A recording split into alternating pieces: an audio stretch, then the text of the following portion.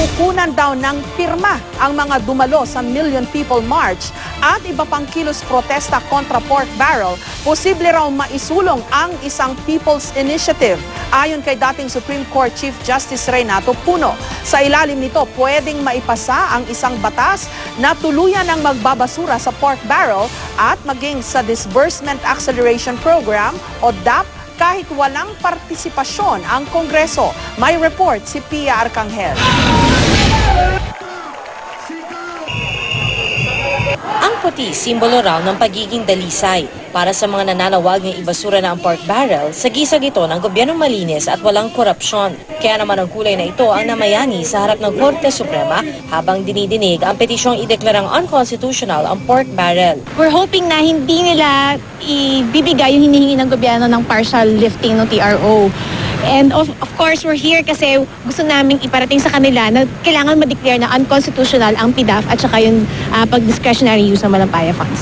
Marami sa mga dumalo sa kilos protesta naniniwalang wala sa mismong pork barrel ang problema, kundi sa pagpapatupad at nagpapatupad nito. Kaya nga kami nandito ngayon, kahit na dugo-dugo ang utak ko sa pakikinig ng mga konseptong tunay na mga hindi abot ng talino ko, pero tinatry ko naman na naintindihin at magbantay. Ayon kay dating Supreme Court Chief Justice Renato Puno, kung susumahin daw ang bilang ng mga dumadalo sa kabi-kabilang pagkilos, isama pa ang malalaking pagtitipon kontra pork barrel tulad ng Million People March, posible raw magtagumpay ang taong bayan sa kanilang panawagan kung may katumbas na pirma ang bawat isang pumupunta sa mga protesta. Dapat daw ituon ngayon ang pansin sa paggamit ng People's Initiative para maibasura ang PDAF at DAP. Sa ilalim kasi ng RA 6735, may kapangyarihan ng taong bayan na maipasa ang isang batas kahit na walang partisipasyon ang Kongreso at Senado. Kung aasa lang daw ang mga Pilipino sa mga mambabatas para sa panawagan kontra pork barrel, baka raw walang patunguhan ng boses ng mga nagpoprotesta. You cannot expect them to pass legislations that will be contrary to their selfish interest, na wala na yung moral authority nila to enact this kind of a law. Para magtagumpay ang People's Initiative, kailangan makalikom ng mga pirmang katumbas ng 10% ng kabuoang bilang ng registered voters sa Pilipinas. Ibig sabihin, kung may 52 milyong rehistradong botante ngayon, kailangan ng mahigit 5 milyong pirma para sa isang People's Initiative. At dapat pumirma ang di bababa sa 3% ng mga botante sa bawat legislative district.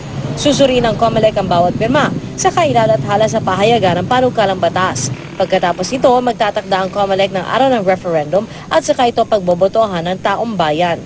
Hindi lang Kongreso ang may karapatang magpanukala ng batas. Kung hindi ang taong bayan mismo ay may karapatan na magpanukala ng batas, kung sa palagay nila ang ating Kongreso ay hindi ginagawa ang kanilang katungkulan.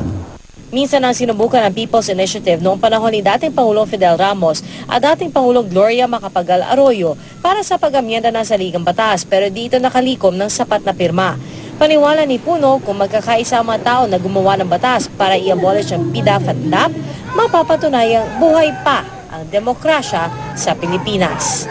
Pia Arcangel, GMA News.